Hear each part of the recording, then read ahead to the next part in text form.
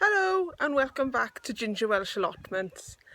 Today I'm going to be doing some harvesting of my blackberries and I'll show you a couple of other things I've got around. Got my hat for a start because it is mightily warm today, and I'm going to take you around and show you what's kind of new on the plot.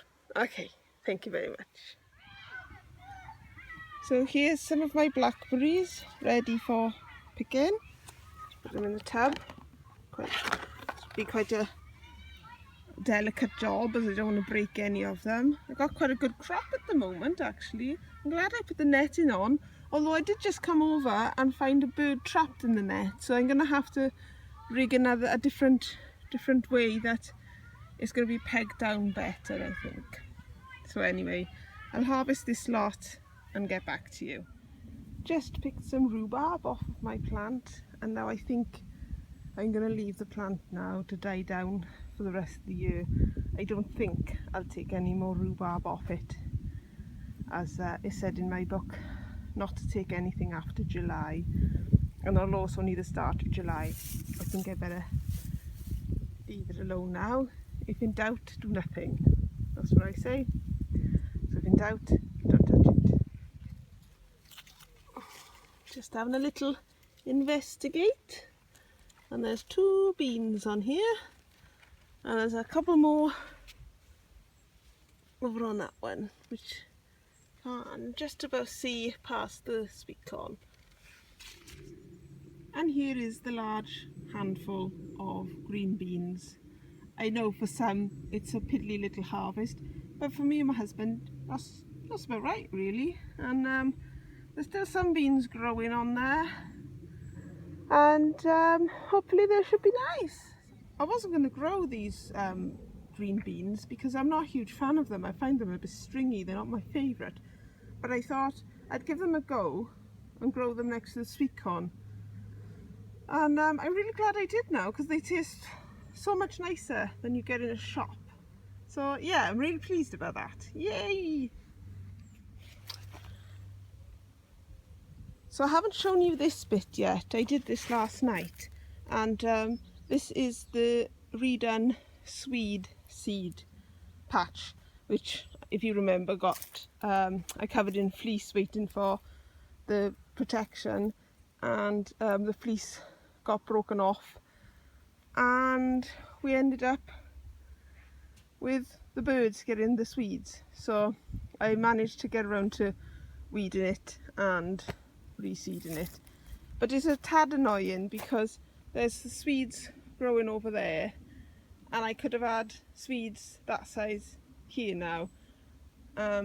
So that's a bit frustrating, to be honest. I'm a bit peed off about that, but there we are.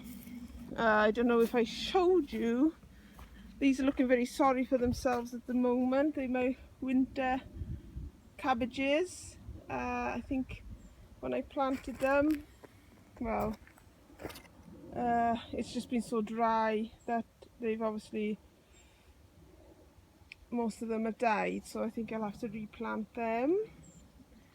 And over here I planted in my leeks. I can't remember if I showed you, I think I did, but the leeks are doing all right, and the beetroot is looking a tad sorry for itself because of all this dry weather. I water them as much as I can, but the ground really does need a thorough drenching now. On the list of things to do today is to harvest the rest of the broad beans, and then I think I shall cut all the broad beans out then. And my onions, well, they're not looking great, are they? Let's face it. I'm not sure if I'm going to pull them up just yet. My garlic, not looking too great either, is it? But that one's a bit thick, so I don't know, I might leave them in a couple more weeks and see. Here is the now extremely bolted spinach, which if I get around to today I'll give a harvest to, and then I'll rip all the spinach out.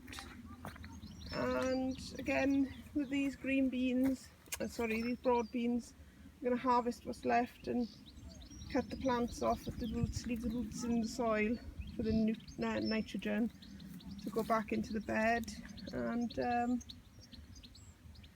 hopefully that will all work out nice. More sorry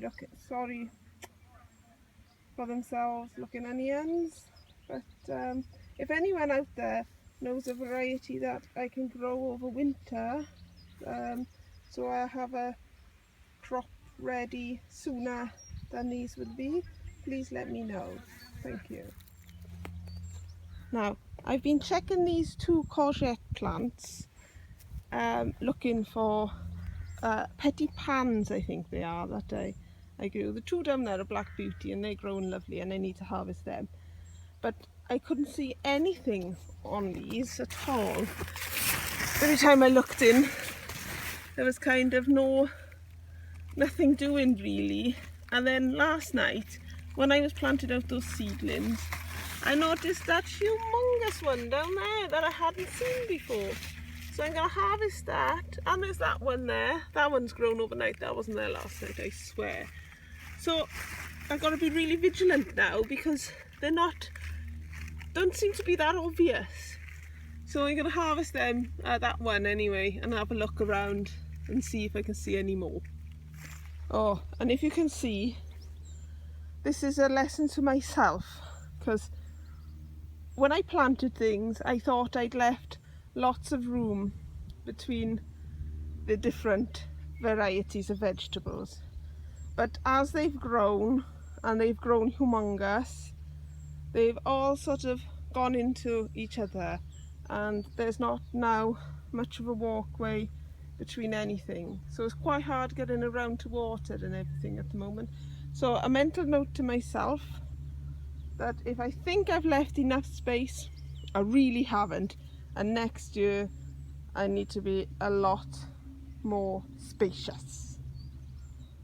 So here's the haul from one bed of the beans. There's the cut down beans, and there's the bed with a little bit of the roots and a little bit of the stump left in.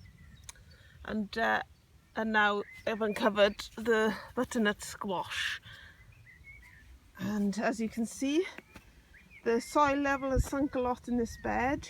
So my next job, well, one of the many lists of jobs to do once I've got rid of the spinach as well, is get some manure and put some manure in and put some of that compost from the potatoes on top. And I think I'm going to grow the rest of the squash that is now growing in my greenhouse, which I haven't given you a tour of the greenhouse and container pots for a while, so I'll do that as soon as I can so you can see what's going on there. Still don't know whether to pull up me garlic and onions or leave them for another couple of weeks. Decisions. But there is one lonely little butternut squash plant. And here is the second bed, cleared of the broad beans. There's the broad beans ready to go on the compost heap. Time to harvest a bit of beetroot.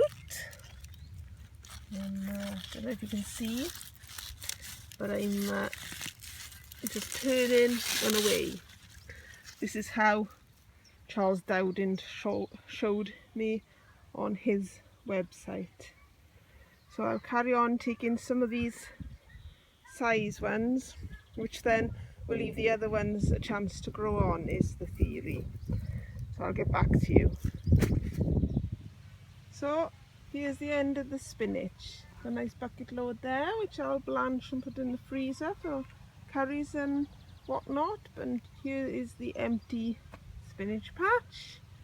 Here's the empty broad bean patch. And there is the soon to be empty onion and garlic patch. So I will be planting more spinach. I'm not sure where I'm going to put it, but I will plant some more, but I'll probably start the seeds off in August, end of August, beginning of September time, because they grow better when it's not so hot, and I can keep on top of the weeding. I can keep on top of the watering better. So that's it for the harvesting now. I'll give you a roundup of what I've got, show you the box, and yeah, let's go and do that. So here is my haul from today. Here are the blackberries and the spinach, the last of the spinach now until I plant more. Here are some carrots from my neighbour. He very kindly gave me some carrots. Got some courgettes, got 2 humongous trifid courgettes. Got quite a lot of beetroot, I got maybe 12 bulbs. Now very excited about this, I can't wait to try this. I've not tried one like that before. So that's the petit pan, or however you pronounce it. Here's the last of the broad beans.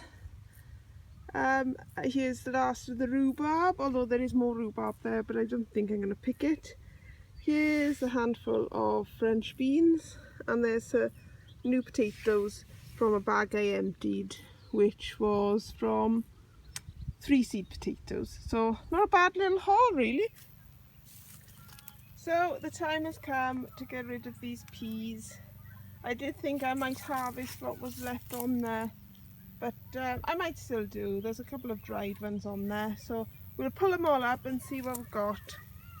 And then I'm going to give this area a thorough weeding, and I'm going to put some well rotted manure in and a bit more compost, and I'm going to grow more peas in this spot that I've got growing in the greenhouse. So I'll show you when I'm done. So I've got a very mixed bucket here really. Some are very dry, and I'll probably save those ones for next year just to grow a couple of meteor. I think I'll get a different variety next year, and the others I will sort through and blanch and put in the freezer for a bit, and that will be my job tonight. So now I got to sort out this patch, do some weeding, and hopefully my next batch will grow much better. So I've cleared away the pea bed, ready for the new one to go in. I've got myself a barrow of well rotted manure, and I'm going to shovel in the soil, some of the soil that's on the floor, into the barrow, mix it all together, and then lay it down on the ground. Leave it there for a week hopefully, and while it beds in, the peas can be growing, and then the peas will go in and hopefully they'll all grow up the net lovely this time. So I'll crack on with that.